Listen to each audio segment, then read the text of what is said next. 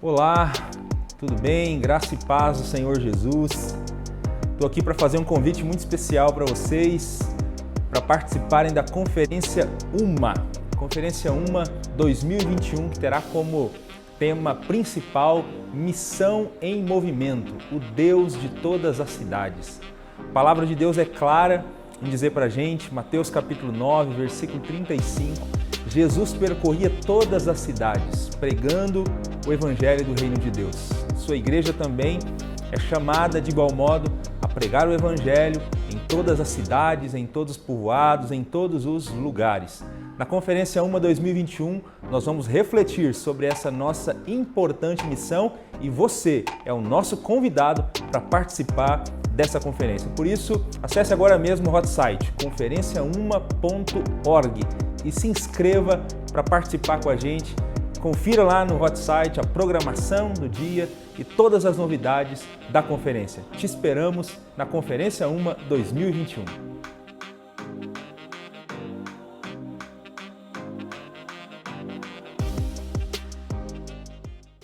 A paz do Senhor Jesus, meu irmão, minha irmã, sejam todos muito bem-vindos a mais um estudo da nossa lição bíblica.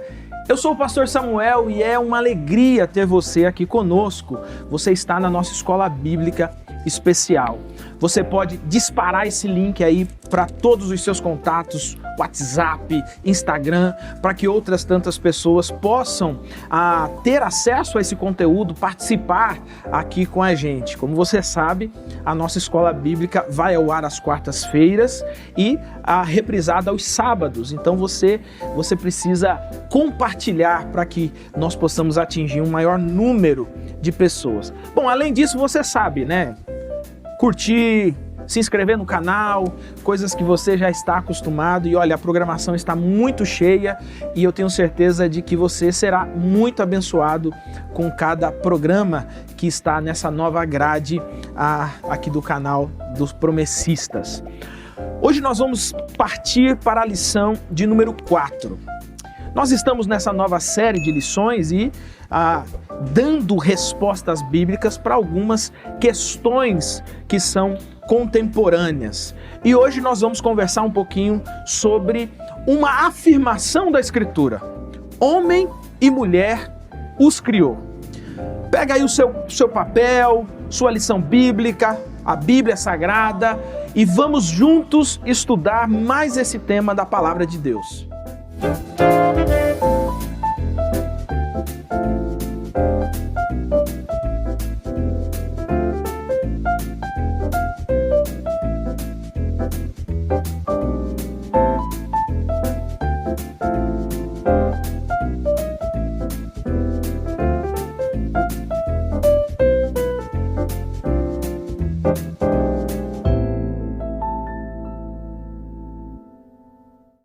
Recentemente, uma propaganda de uma rede de fast food colocou algumas crianças fazendo ali ou simulando ali uma defesa do que é chamado hoje de ideologia de gênero.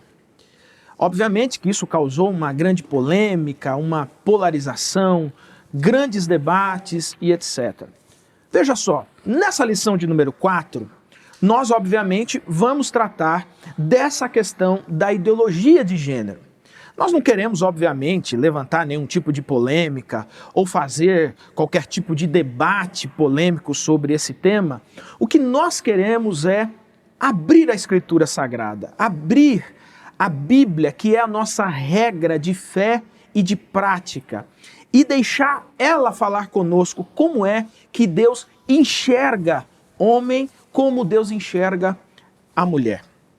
Dentro da nossa sociedade, e por isso que essa se tornou uma questão contemporânea tão importante, nós temos diversos pensadores, nós temos diversos grupos que fazem cada um as suas defesas dos seus pontos de vista, mas nós precisamos nos atentar ao que diz a palavra de Deus.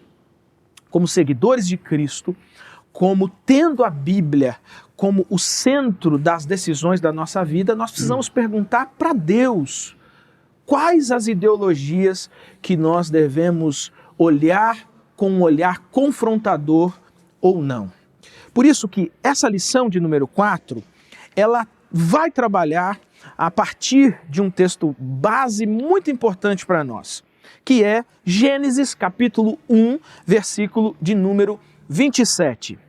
Criou Deus o homem à sua imagem, a imagem de Deus o criou, homem e mulher os criou. Quando nós olhamos para a Escritura, ela oferece uma resposta para essa questão contemporânea, para esse debate contemporâneo. Para a gente entender um pouquinho sobre o que é a ideologia de gênero, sobre como ela tem influenciado a sociedade, o pensamento na sociedade, inclusive as novas gerações, também compreender como as questões da homossexualidade também tem sido um debate constante na nossa sociedade e o que a palavra de Deus fala sobre isso. Para nos ajudar a encontrar essas respostas na Escritura, está conosco aqui mais uma vez para ajudar nas respostas e na reflexão o pastor Willy. Pastor Willy, eu estou aqui com a sensação de que você ficou com os temas mais difíceis, né? Mas seja bem-vindo, que seja um tempo abençoador mais uma vez. Amém, amém. Paz do Senhor, pastor Samuel, paz do Senhor, meus queridos irmãos e irmãs. Tema difícil, desafiador, e eu peço a Deus que a gente tenha sensibilidade, cuidado, mas ao mesmo tempo sabedoria, pela graça de Deus, para tratar essa questão que é uma realidade muito incisiva na sociedade, nos tempos que a gente tem vivido, que obviamente tem alcançado as nossas famílias, as nossas comunidades, e saber lidar com essa questão não é algo simples, não é algo comum. Então a gente pede sensibilidade dada por Deus para não agredir ninguém, mas também não negligenciar a missão de trazer orientação bíblica a respeito dessa questão. Verdade.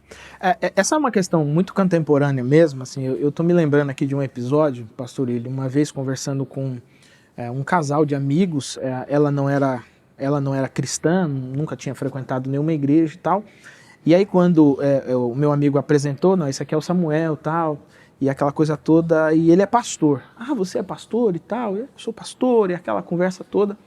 E ela ouvindo assim atentamente, aí depois de alguns minutos ali interagindo, ela resolveu fazer uma pergunta. E a pergunta que ela fez foi a seguinte: o que você pensa sobre o homossexualismo? É muito interessante porque talvez há um tempo atrás, esse primeiro contato que uma pessoa tivesse com um pastor e tal, ela faria outras perguntas. Sim. Ela queria saber a existência do diabo, se o mal existe, por que as pessoas sofrem. Mas a gente percebe que dentro de um recorte geracional, as pessoas querem, esse assunto, melhor dizendo, ele está tomando conta mesmo do pensamento. Sim. E é como se exigisse de alguma forma algum posicionamento ou alguma explicação a respeito disso, né? Sim, verdade. Pastor Willy, vamos começar então aqui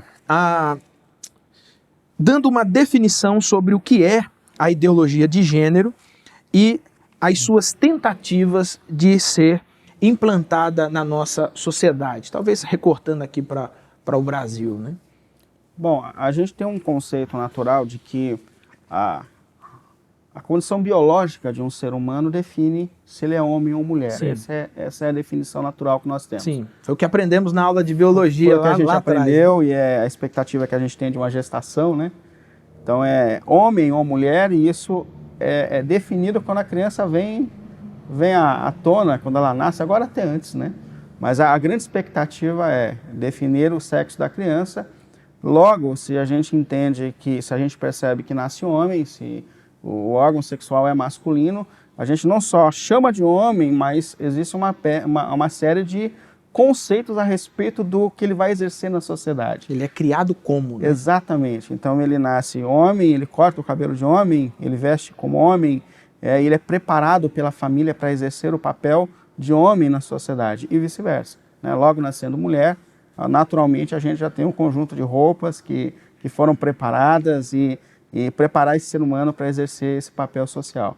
Então esse movimento da ideologia de gênero, ele quebra esse conceito que nós temos.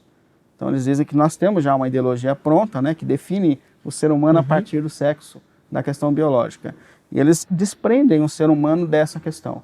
Então, não é porque você nasce com o órgão sexual masculino que você necessariamente tenha que exercer o papel de homem na sociedade. Isso para eles foi um conceito que nós pré-organizamos, né? E que por vezes tem tornado o ser humano infeliz, porque pode ter nascido no corpo de homem, mas a mente, o coração, não sei como muito bem se define Ou isso, a decisão, né? não é necessariamente identificado com a questão genética. A princípio, eu acho que seria aqui a questão fundamental, né? Esse desligamento. E essa questão também acaba se estendendo à questão até da vida sexual, da vida íntima, né? Porque além dessa indefinição, desse desligamento da condição biológica com a questão de ser, né, do papel que ele vai exercer na sociedade, para eles também não necessariamente nascer homem é ter atração por mulher, e vice-versa. Nascer mulher é ter atração íntima, sexual por homem. Então aqui existem essa linha, eu acho que não cabe nem tantas as opções que existem hoje, mas existem os assexuais, existem homossexuais, existem os bissexuais que têm essa atração por ambos os sexos, existem os pansexuais, e assim vai uma lista enorme aqui de definições quando se quebra então esse paradigma de que a grande ideia a gente precisa desprender a questão biológica a respeito do que o ser humano pode exercer. Então, para eles, há uma ideia pronta a respeito disso que a gente faz, definindo o que o ser humano vai ser no contexto social a partir da definição biológica com que ele vem ao mundo. Essa seria a ideia principal aqui dessa luta que tem. E a gente sabe que esse é um movimento que no mundo já se desenvolve muito mais à frente do que no Brasil, mas pensando aqui no contexto da nossa nação, a gente sabe que já existiram vários projetos de educação onde já se tentam, né, embutir isso logo na cartilha da criança, que seria uma maneira mais prática de quebrar esse paradigma, né?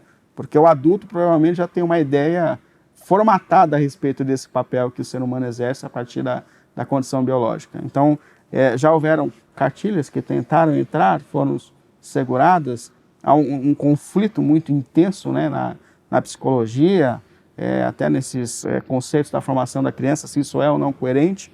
Então já foi segurado. E existem também movimentos que mexem até com a língua portuguesa para tornar essa associação mais fácil. Então, tornar os pronomes neutros, né? O ele, o ela, né? Todos até os ou pronomes todas. sofreram nisso. Isso. Não, algumas coisas estão entrando agora, né? Todes, e seriam linguagens que facilitariam o ser humano, não induzindo ele a essa questão de que se ele nasceu homem, ele tem que ser homem. De que se ele nasceu mulher, ela tem que ter atração por mulher. A ideia aqui é quebrar com essa ideia pré-formatada que nós temos a respeito de condição biológica, papel social a ser exercido. Cara, que interessante. Então, na verdade, faz uma separação entre o ser biológico. Não, então, assim, eu tenho esse órgão sexual porque eu nasci assim, mas eu não me entendo assim. Exatamente. Na sociedade eu quero ser o outro gênero, né? Eu quero ser o outro gênero, então eu vou lá, decido. E já é muito comum, por exemplo, quando a gente vai preencher algum formulário ou alguma inscrição, eles perguntarem se você tem o chamado nome social, né? Se você gostaria de ser chamado por um nome social, né? É verdade. Então, independente do nome que tem na sua identificação normal, você escolhe um nome e passa então a ser chamado por aquele nome. E segundo uma decisão recente aí da Justiça Brasileira, é um direito mesmo. Então a pessoa pode, eu me chamo Samuel, mas eu poderia dizer que eu quero me chamar Verônica, né? E aí tem que me chamar de Verônica, senão eu te processo e essa coisa toda. Antes da gente caminhar para a segunda, isso também não parece causar uma espécie de colapso nas ideias como um todo? Assim, eu vou dar um exemplo. O ser humano, então, passa a não se entender mais como nasceu, então ele não sabe se é homem ou se é mulher. Ele desenvolve isso à medida que interage na sociedade e ele vai tomando a sua decisão. Opto mais para um, seria mais ou menos nesse caminho, mais ou menos nessa ideia. Sim. O problema é que a gente não consegue mensurar o que isso traz de consequências à vida social. A partir do momento que a gente tira do ser humano criado por Deus homem, o papel de homem, há toda uma desestrutura social que está acontecendo, né? Então a gente tem que pensar a respeito disso. De fato, o mundo precisa de homens, né? De homens que exerçam a sua função como pais, como filhos, mulheres que exerçam. É óbvio que a gente não está aqui condicionando ou limitando ninguém, mas todas as vezes que o ser humano quebra esse paradigma, as consequências e desordens que estão invadindo a sociedade são assustadoras, né? Há pouco a gente estava conversando antes de começar, que Deus ele coloca como um equilíbrio social a família. Sim, né? O quinto sim. mandamento fala: honra teu pai e tua mãe para que te vá bem na terra. Então a nação de Israel está sendo conduzida a um novo país, eles estão formando uma nação, e a regra que Deus coloca não é um bom presidente. A regra que Deus coloca é equilíbrio familiar. Equilíbrio familiar. Né? Onde pais exercem os seus papéis, homens exercem os seus papéis, mulheres exercem os seus papéis, filhos aprendem a respeito de submissão, respeito, limite dentro da família. Então, filhos que aprendessem a honrar pais e mães, a ter limites, sairiam para um mundo equilibrado. Olha aqui que extraordinário que isso. coisa, como que o plano de Deus é sempre melhor e há uma tendência humana de querer deturpar o planejamento de Deus, né? Exatamente, o plano de Deus, né? exatamente. Então, assim, é uma questão muito séria, né? Quando a gente, de fato, desprende esse pensamento de Deus para a função social, o desequilíbrio está aí. O desequilíbrio está aí. A gente tem seres humanos hedonistas, seres humanos que não sabem lidar com frustração. Estava vendo esses dias um administrador de empresa, um influente, dizendo que ele está diante de uma geração que não pode ser corrigida no ambiente de trabalho. Sim, sim. Por quê? Porque nunca foram corrigidos dentro de casa. Por quê? Porque homens deixaram de exercer o papel de pai dentro de casa. Pensa na desordem que isso causou. Ele falou, então é normal aqui agora, tá no meio do trabalho, ele falou, escuta, você precisa chegar mais cedo. Só bate o livro, fecha tudo, o computador, chateado, vai embora para casa. Ele falou, agora é normal isso. Você entendeu? Antigamente a pessoa brigaria pelo emprego, né? Não, e detalhe, vai um processo. Sim. Vai um processo. Aí ele falou que ele vai buscar a fonte disso, mesmo não sendo cristão. E ele percebe que a gente lida hoje com uma sociedade onde os pais deixaram de exercer o seu papel de correção, disciplina, frustração, e a partir disso a gente tem seres humanos inseridos na sociedade completamente desequilibrados emocionalmente, não sabe lidar com a frustração, com a perda, com o não.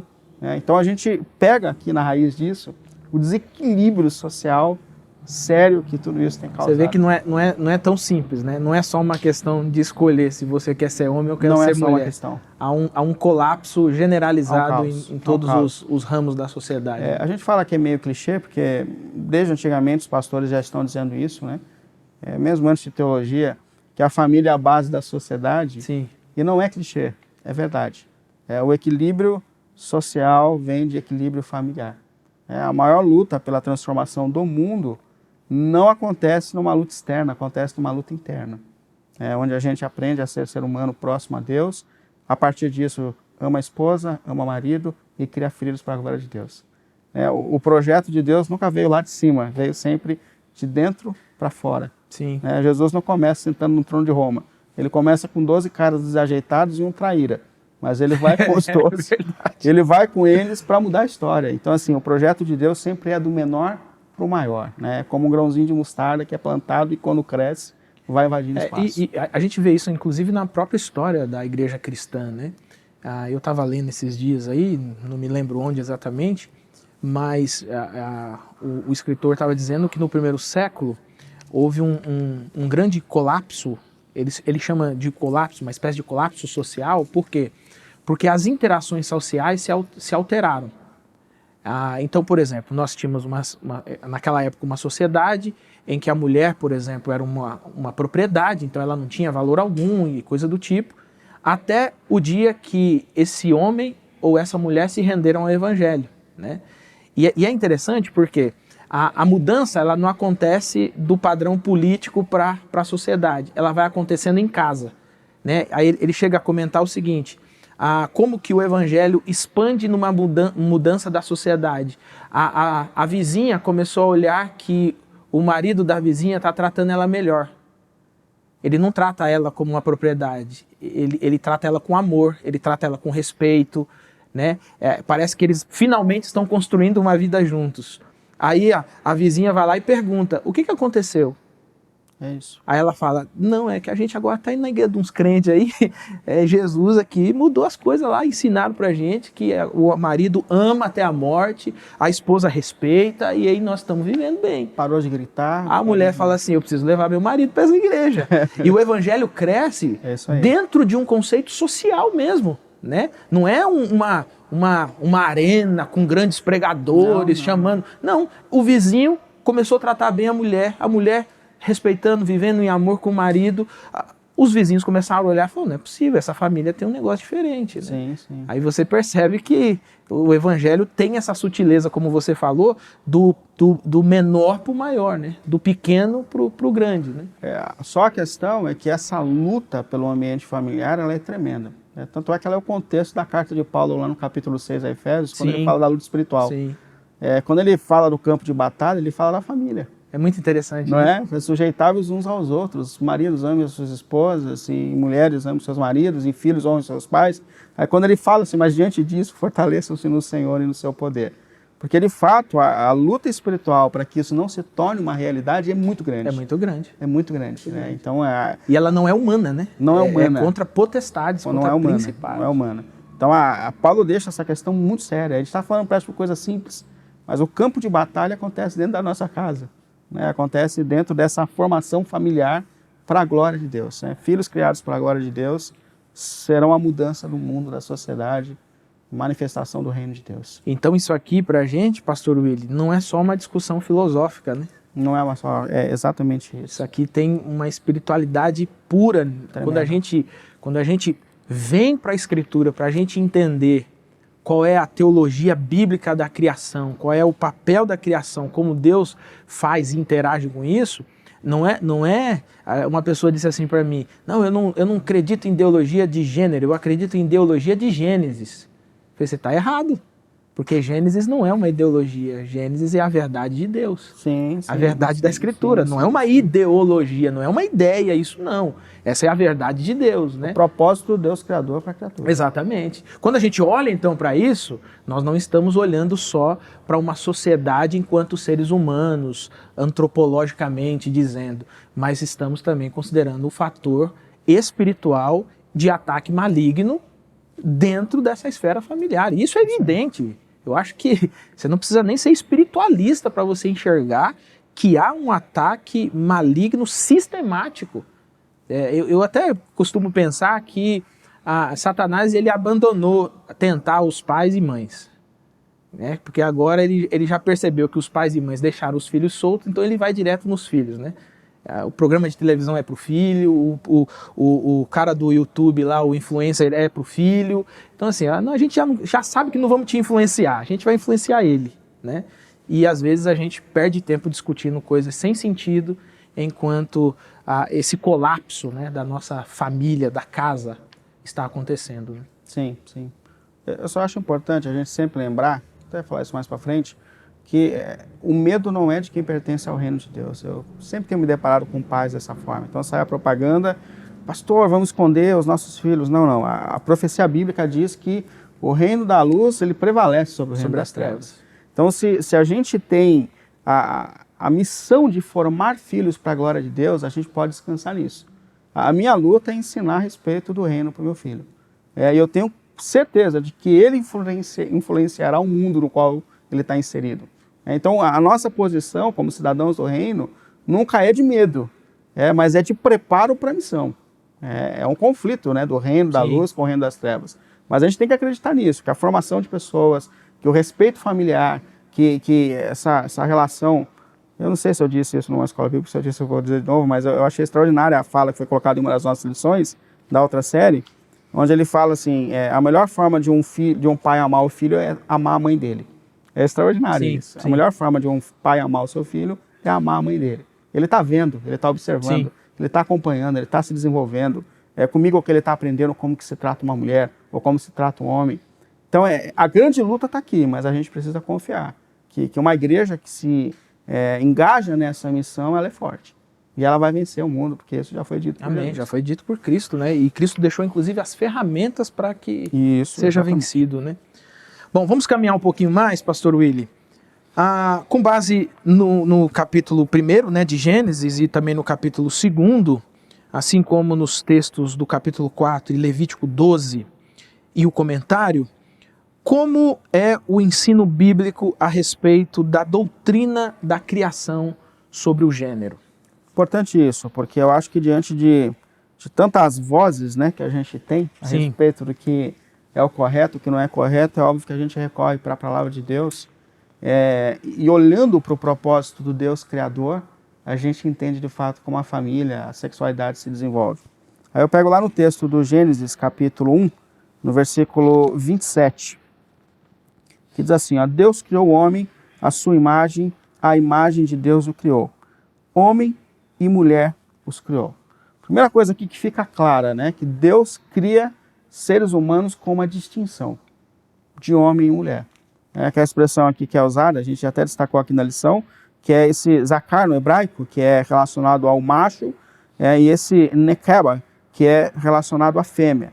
Mas é muito claro aqui que existe de fato uma distinção criada de gênero, por Deus, né, desde o princípio, e ambos criados à imagem de Deus, ou seja, iguais, né? Deus sendo uma trindade com 3 seres iguais, com funções diferentes, cria seres humanos iguais, né, horizontalmente, porém com diferença na sexualidade.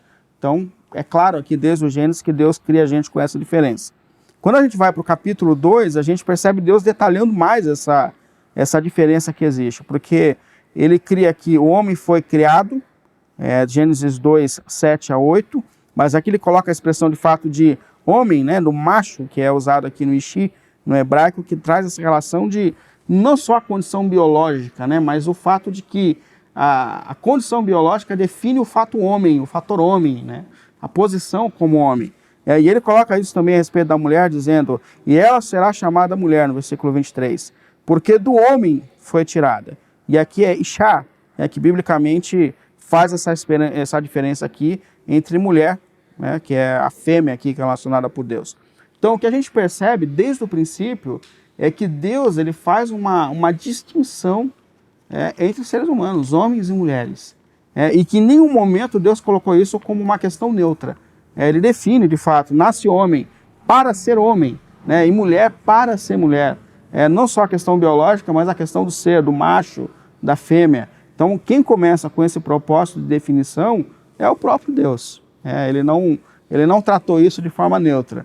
É até interessante que a lição cita aqui o fato de que quando Eva tem lá no Gênesis 4, versículo 1, o filho dela, ela fala, com o auxílio do Senhor tive um filho homem. E como que ela definiu Deixa isso? bem definido, né? Como ela definiu isso? Definiu pela questão biológica. Lembrando da promessa que Deus faz ali de evangelho redentor, de um ser que viria para redimir, e ela entende que seria homem, né? Um macho, né? Então, pela questão biológica, a gente percebe claramente ali que ela define justamente por ter nascido homem, né? Então, o que a gente tem que perceber aqui é que a Bíblia ela é clara em definir seres humanos a partir daquilo que eles nascem. Então, homens nascem homens para exercer um papel de homem na sociedade, mulheres nascem mulheres, e a condição biológica, biblicamente, define o que ela é, macho e fêmea, isso aqui está relacionado. Então Deus cria, mas cria com uma distinção funcional. Caberia mais ou menos a expressão. Isso, né? isso. A distinção é funcional e não de essência, né? Não de criação, né? Criou um melhor ou um pior, criou um mais... Não, ela é só funcional, né? Funcional. Mas eu gosto do texto, porque o texto diz, e Deus criou o homem à sua imagem e semelhança. Homem e mulher os criou, né? Então ele coloca homem aqui no sentido geral, né? Mas ele especifica, né? Ele distingue homem e mulher. Ele criou os dois, ele criou da mesma forma, né? A imagem e semelhança, né? Eu gosto muito dessa expressão que vem, a sua imagem o criou, quando está o homem e a mulher criados, né? Porque assim como Deus é uma comunidade, né? São 3 pessoas, a imagem de Deus em nós só pode ser refletida quando ele cria as duas. Porque é por meio do relacionamento que nós expressamos Deus. Então é extraordinário isso. E isso não tem nada a ver com, como você disse, mais importante ou menos importante. Porque é a imagem de Deus, trindade, 3 pessoas eternas iguais, Deus nos cria iguais também para o relacionamento. Mas a distinção desde o Gênesis ela é muito clara e a relação da condição biológica com o papel a ser exercido na vida e na sociedade. Legal. Bom, na nossa pergunta de número 3, meu querido estudante, eu ia falar estudante, né? Porque é estudante e estudante, né? Da palavra de Deus, você está compreendendo? Nós estamos na nossa lição de número 4, estamos falando sobre essa teologia, essa doutrina da criação, o fato de Deus criar homem e criar mulher, né? Estamos, obviamente, trazendo respostas bíblicas para essa questão, que é uma questão contemporânea na nossa sociedade, a chamada ideologia de gênero, tá? Na pergunta de número 3, então, com base no texto de Gênesis também, e também de Gálatas 5, e o comentário 2, compartilhe com a classe o padrão para a sexualidade, conforme idealizado por Deus. Comente também sobre a luta contra os desejos pecaminosos. Pastor William, eu acho que aqui a ideia é a gente entender qual é o padrão que Deus estabeleceu para a sexualidade, né? Então acho que a gente começa a saltar um pouquinho da ideia da ideologia, né? Já vimos que a Bíblia fala de fato que Deus criou homem e mulher, então essa ideologia à luz da Bíblia não existe, né? Deus criou o gênero diferente, gênero homem, sim, gênero mulher, mas agora a gente fala de uma outra complexidade na nossa sociedade, que talvez desde a origem, né? Se você tem uma dificuldade de definir gênero, automaticamente você também vai ter uma dificuldade de compreender o padrão de sexualidade, né? Como que a Bíblia responde a isso, pastor William? Legal, muito bom. Então fica claro que a definição biológica define sim, né, o ser macho ou fêmea, mas há ainda essa outra questão, né? Porque será que porque nasci homem tenho que ter atração por mulher, né? Essa atração também foi pensada por Deus. Aí eu leio aqui o Gênesis 1:28, onde Deus diz assim, ó, Deus abençoou e lhes disse, isso ao homem e à mulher, né?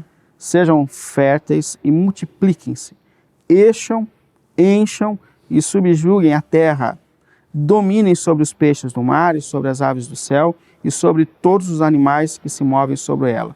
Eu acho que a expressão essencial está aqui, né? Sejam férteis e multipliquem-se. Porque aqui fica muito claro que a sexualidade pensada por Deus, ela tem que estar dentro de um contexto de homem e mulher. Sejam férteis, multipliquem-se. Né? Só é possível, obviamente, numa relação heterossexual.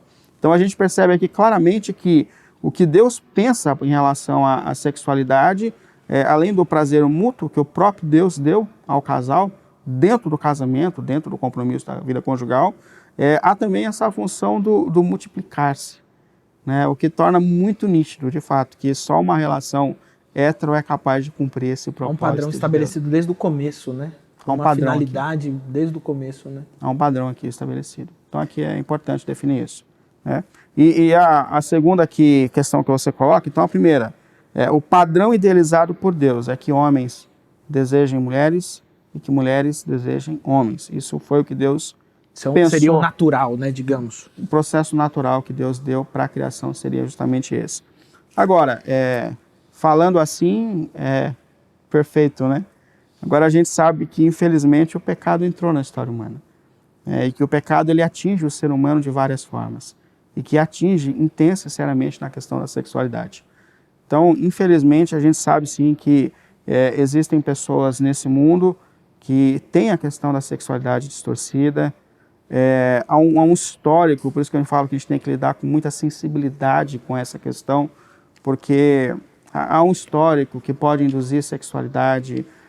Eu estudei, eu lembro quando a gente fazia a faculdade lá no Mackenzie, e eu tive o privilégio de estudar com os maiores psicólogos dessa área na época. Então ele era psicólogo e pastor.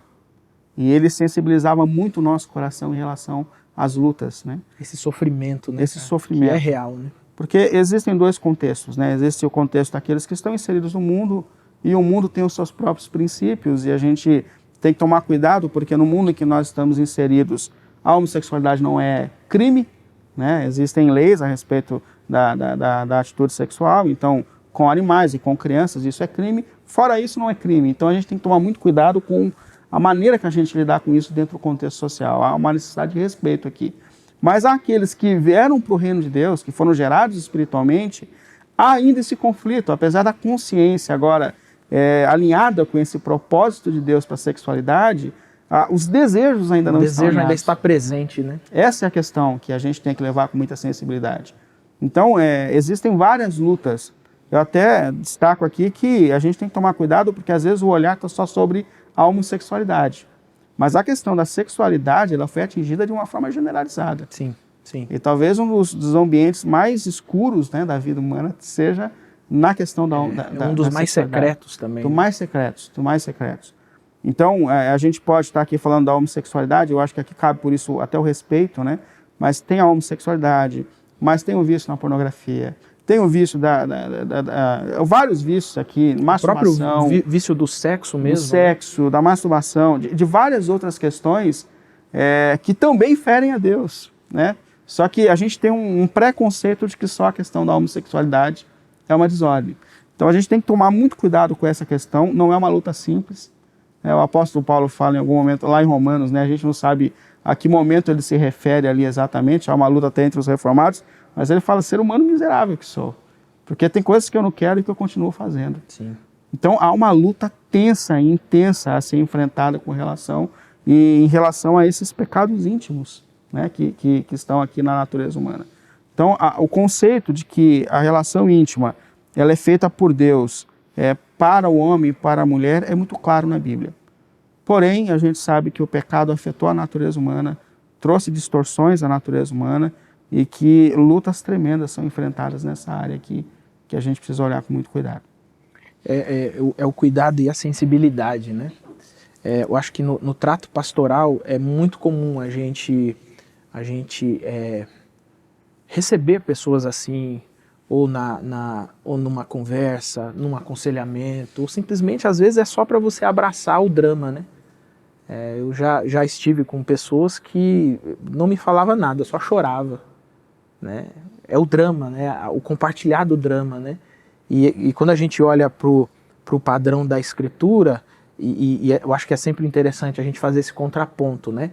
Existe o padrão de Deus estabelecido e existe aquilo que gerou-se de consequência a partir do pecado, né?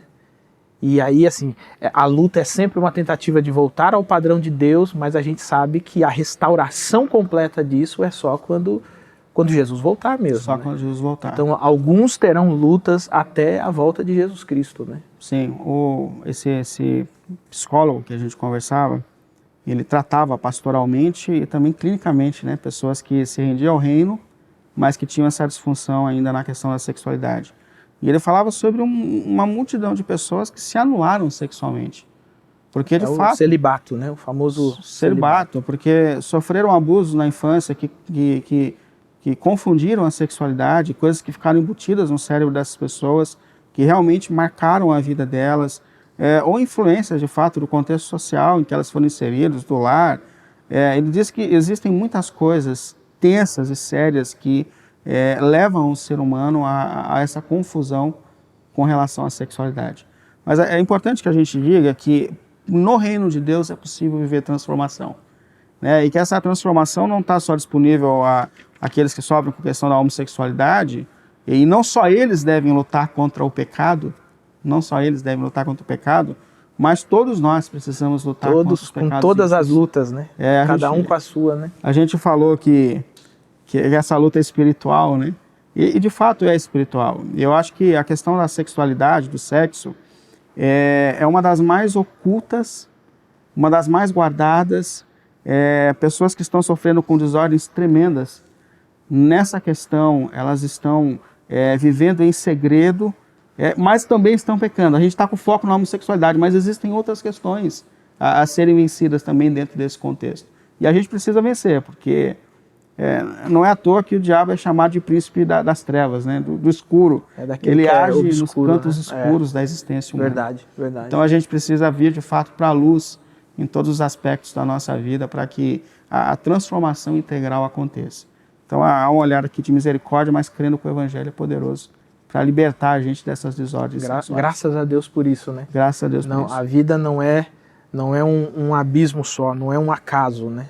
Há um Evangelho que aquela famosa frase, né, do dito popular, né, o pau que nasce torto não se endireita, né, mas o evangelho endireita. O né? evangelho transforma. O evangelho transforma a pessoa de tal forma que mexe com as suas estruturas de DNA, digamos assim, esse DNA existencial, né, mexe mesmo. Sim, sim. E ainda que as lutas elas sejam constantes, né? Sim. Mas é até interessante porque a Bíblia ela não isenta em nenhum momento que nós tenhamos lutas, né? O próprio Tiago fala que haveriam de fato tentações, né? Essas tentações seriam produzidas no nosso próprio coração, através dos nossos próprios desejos, que também foram manchados pelo pecado, né?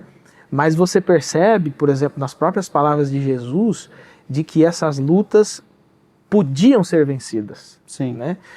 O apóstolo João, né, na sua carta, quando ele se refere aos jovens, né, ele fala que os jovens conseguem vencer o mundo, Sim. conseguem vencer o maligno. Então, assim, a luta é uma realidade. Mas aí vale aquela conversa também que a gente estava tendo antes, né, sobre a questão da espiritualidade, né? Quando você desenvolve uma maturidade e desenvolve a sua espiritualidade, o seu relacionamento com Deus, as lutas vão ficando um pouco mais tranquilas, né? Não, Sim. tranquilas não é a palavra.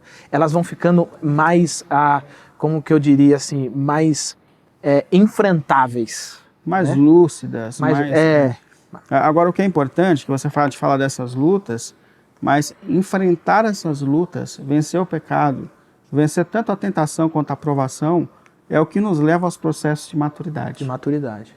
Então, assim, alguém viciado, entregue ao seu vício, não amadurece. Alguém que luta, sofre, seja na provação, seja na tentação, é essa pessoa que vai crescer e vai tornar-se mais parecida com Cristo. Então, aqui a gente vê a necessidade do processo de santificação. E como eu disse aqui, não é só o homossexual que tem que lutar contra isso. Sim. Há um mundo agora de crentes afetados por esse mundo virtual. A relação sexual, como a gente vê aqui, ela é feita para a vida conjugal. Não é para a vida independente, sozinho. Existem pessoas que vêm de outros vícios e falam, quando eu casar, toda satisfação vai acontecer. Mentira. Você tem que aprender a lidar com os seus desejos. A gente precisa aprender a lidar com o corpo. A gente precisa viver a santificação nesses cantos mais escuros da vida, para que a gente amadureça, para que o caráter de Cristo seja desenvolvido em nós. Amém. Então é uma luta que não estende só ao homossexual, mas é uma reorganização. Eu estava ouvindo uma psicóloga falando a respeito disso, ela falando assim, a gente luta para livrar o homossexual da homossexualidade, mas ele sai de uma armadilha e cai em outra. Ele vai cair num outro vício da sexualidade, ele vai cair em outro problema, porque ele tem uma desordem a ser vencida. A desordem anterior, né? A prática então, assim, há um trauma a ser vencido, há uma desordem que o pecado trouxe para a vida humana, e só a luta mesmo pela santificação, seja do homossexual, ou seja de qualquer desordem sexual em nós, que vai produzir a gente nesse caráter de Cristo, essa maturidade desejada por Deus. Né? Legal. Pastor Willy, como a gente está falando dessa questão da homossexualidade, né, e do homossexualismo, eu queria que você comentasse para a gente qual é o ensino bíblico, né, aí na nossa questão de número 4, qual é o ensino bíblico sobre as práticas homossexuais? Isso é uma questão bastante importante, porque por mais que a gente diga que é difícil, que existam influências, e cabe até a nossa sensibilidade aqui em dizer que quando a gente fala aqui a respeito da luta contra a homossexualidade, a gente não acha que tem um botão, né? Que a pessoa aperta e ela... Que é um equívoco que muita gente acha. Né? E ela passa a ter uma sexualidade organizada. A gente não acredita nisso. A gente sabe que há toda uma história formatada. Como nós dissemos, pode existir traumas, influências. Agora tem essa influência social que está aqui desprendendo o ser humano da questão biológica. Então a gente não está aqui falando que a gente vai apertar um botão e a pessoa vai organizar a vida sexual. Como você disse, talvez seja uma luta a ser enfrentada para o resto da vida, né, que vai ter que ser enfrentada para o resto da vida. Mas é bem importante a gente olhar para o fato de que a Bíblia encara a homossexualidade como pecado. Então, deixa eu tentar aqui ler alguns textos que trazem luz para a gente aqui com relação a essa questão. Quando a gente pega, por exemplo, Levíticos, ele fala aqui, que a questão da homossexualidade é tratada por Deus como algo repugnante. Ou seja, desde o contexto do Antigo Testamento, Deus ele tratando essa questão aqui de homossexualidade como algo completamente fora da vontade de Deus e do propósito de Deus Tá nítido aqui. E os textos aqui, eu peguei aqui Levíticos, deixa eu ler o texto, 18, 22, ó. Não se deite com homem com quem se deita como com mulher. Não se deite com o homem como quem se deita com a mulher.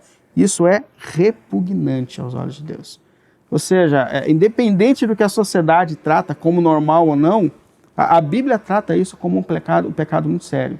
Então Deus não só define lá no início de todas as coisas o caminho que o ser humano tem com relação à sexualidade, como repreende depois a atitude do ser humano em estado de pecado, ignorando esse propósito que Deus dá a respeito da sexualidade humana.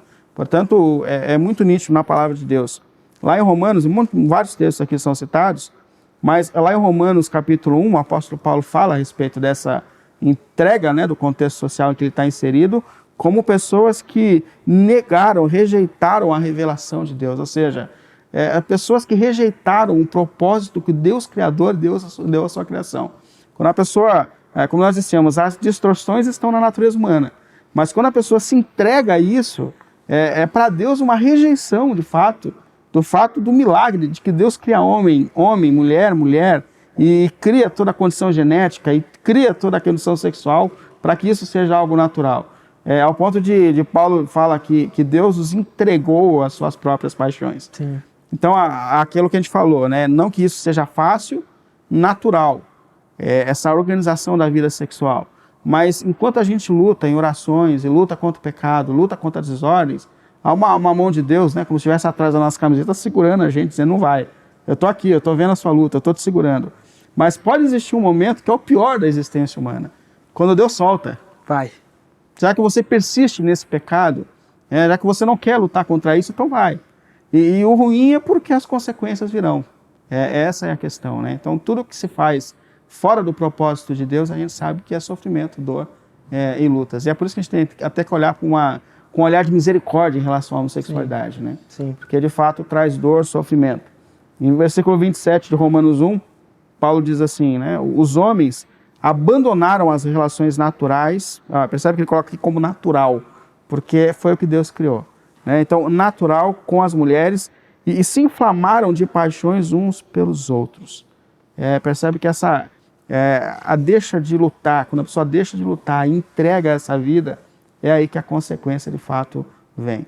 Então, quando a gente olha para o contexto bíblico, a gente percebe claramente que isso aos olhos de Deus é completamente fora do propósito dele.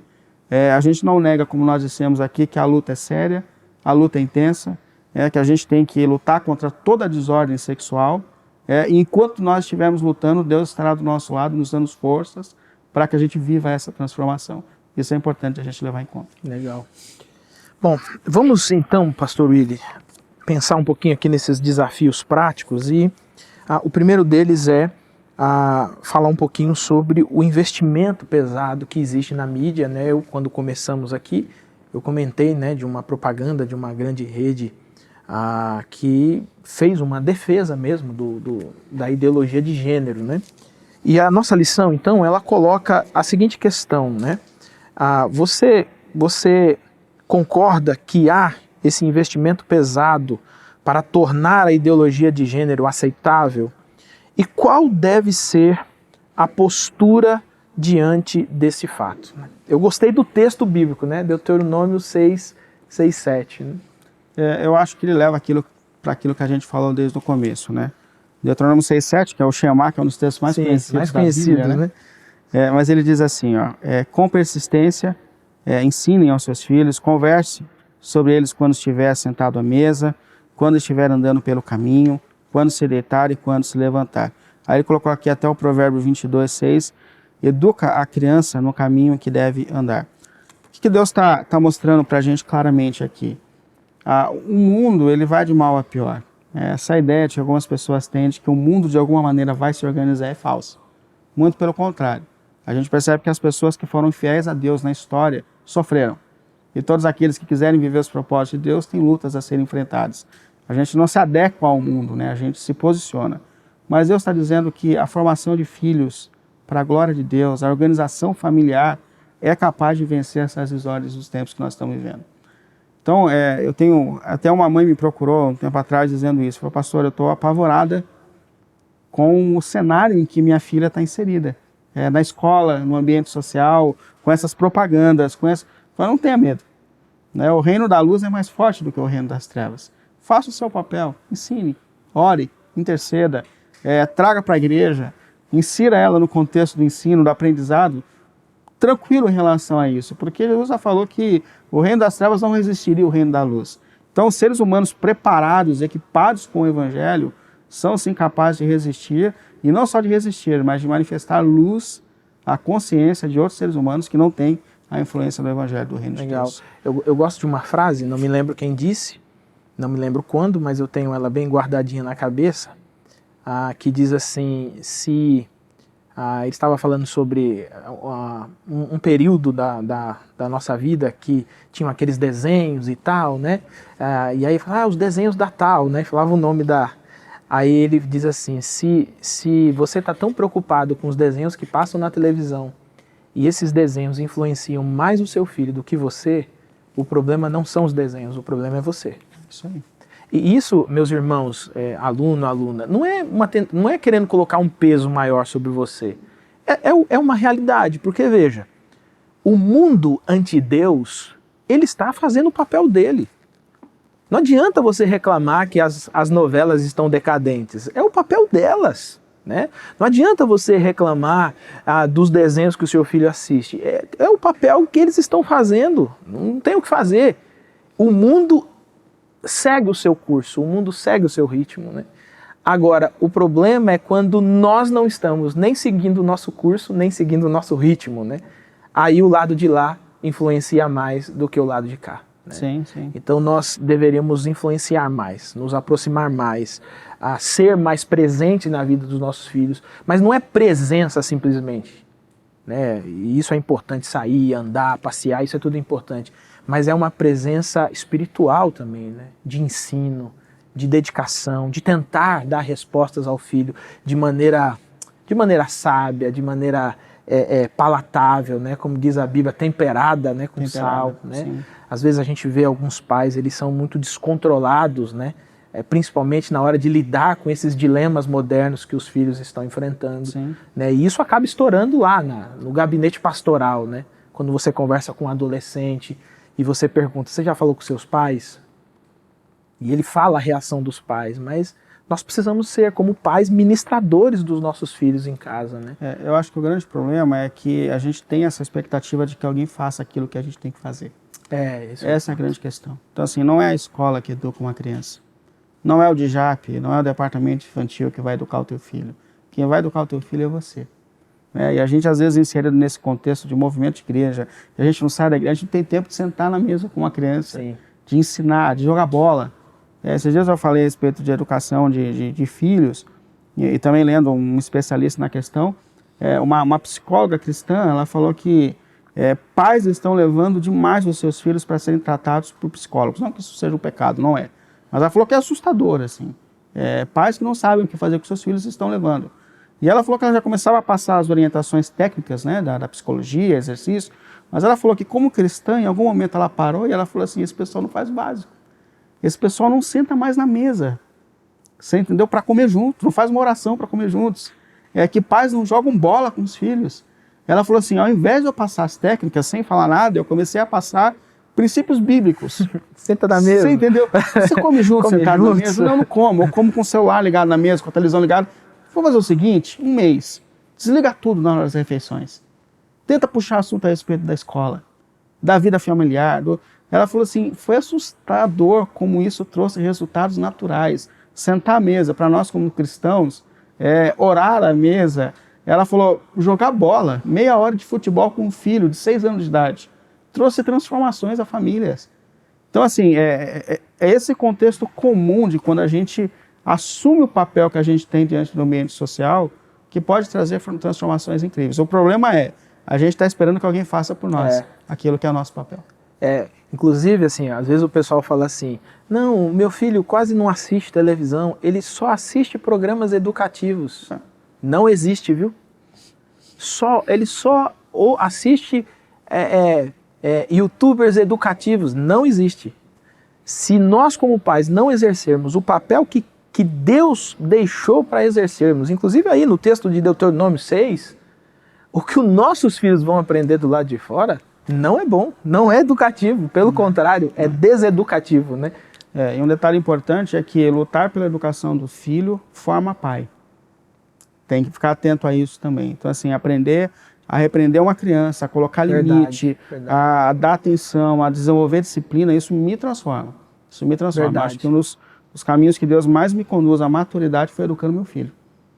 Ou eu abro mão, ou eu terceirizo, ou eu vou para cima, eu percebo, Então, assim, disciplinar, corrigir, acompanhar, isso desenvolveu disciplina para mim mesmo, trouxe crescimento para mim mesmo. Faz todo sentido. Isso é extraordinário. Todo esse contexto é um contexto de formação e transformação dentro do ambiente familiar. Legal. É uma influência que começa daqui para lá, né? E não de lá para cá, né? Isso.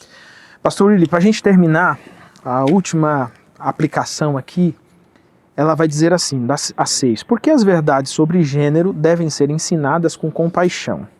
Fale sobre a importância de corrigirmos uns aos outros, cheios de bondade. Aqui, eu também gostaria que você desse aquela palavra pastoral, né?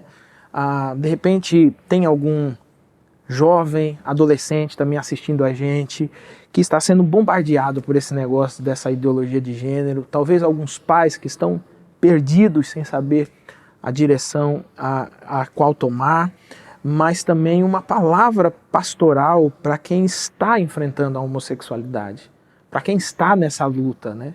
E aí uma palavra pastoral de correção para aqueles que estão já começando a entrar na prática, né? Porque é uma distinção, né, entre você ser tentado e você praticar, né? Então, assim, essas 4 palavras aí pastorais aí para os nossos alunos aqui, né, aí. Que eu lembro. Mas assim, uma questão muito séria para quem está nesse caminho é a gente entender que o Deus Criador, ele tem um propósito para a vida humana. Isso é muito importante. E todo sofrimento que é trazido à vida humana vem quando a gente quebra os paradigmas que ele deu. Então não é só uma questão de preconceito, não é só uma questão de endurecer porque eu tenho uma ideologia e eu luto contra a sua. Não é isso.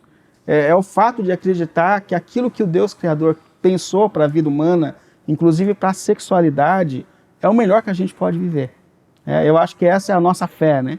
É acreditar que, de fato, por mais que a nossa carne, a nossa natureza queira outra coisa, a gente está aqui para viver a vontade de Deus, lutando contra nós mesmos, contra os nossos desejos. E como eu disse, isso não está limitado à homossexualidade. Isso se estende a vários aspectos da vida humana, onde nós estamos sendo chamados à santificação. Vários aspectos. Então, há alguém que entra por esse caminho, que a gente diz pense no propósito do Deus Criador para a tua vida. Tudo que o ser humano viveu até agora, fora do propósito dele, trouxe dor, sofrimento e desordem. A gente tem que pensar sobre isso. Eu acho que para pais hoje que lidam com essa situação que é tão difícil, a busca por uma orientação pastoral, a busca às vezes por pessoas que de fato você confie, né, que possa orar com você, que possa ajudar você a ter esse redirecionamento. Mas eu acho que o mais importante aqui é a relação da igreja mesmo com a homossexualidade. Quando a gente trata a homossexualidade como o único pecado sexual grave, aí é preconceito. É preconceito. Isso é preconceito. Então, assim, a vida sexual, ela precisa ser reorganizada a partir do evangelho em todas as esferas. Então, não adianta você tirar a pessoa de um contexto e não prestar atenção que ela vai cair em outro. Então, o propósito aqui é, de fato, uma luta para que todos nós possamos viver a santificação da sexualidade dentro do propósito de Deus, na vida conjugal, entre duas pessoas, homem e mulher, como Deus pensou, e que a gente, como igreja, precisa entender que muitas pessoas virão ao contexto da comunidade distorcidas por esses princípios completamente desordenados, mas cabe à igreja apoiar, se colocar do lado de cada uma dessas pessoas, ensinando o evangelho, pregando a palavra, para que essa transformação aconteça cada dia. Amém.